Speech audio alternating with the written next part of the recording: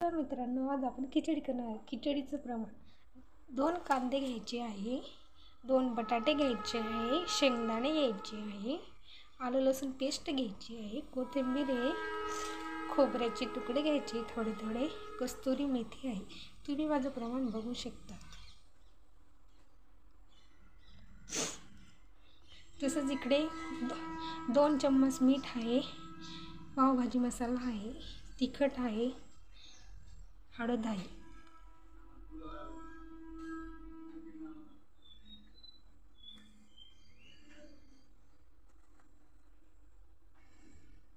ती तांदूळ नाही आहे, हे चिनूर तांदूळ आहे, तुम्ही बघू शकता.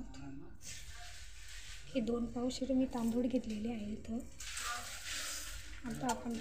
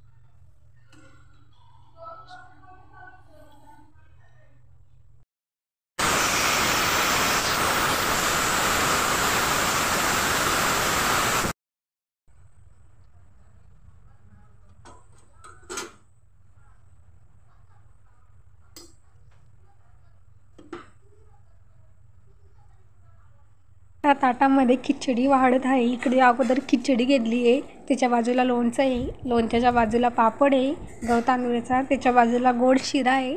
खिचडी खाऊन झाल्यानंतर थोडंसं काही गोड खाऊ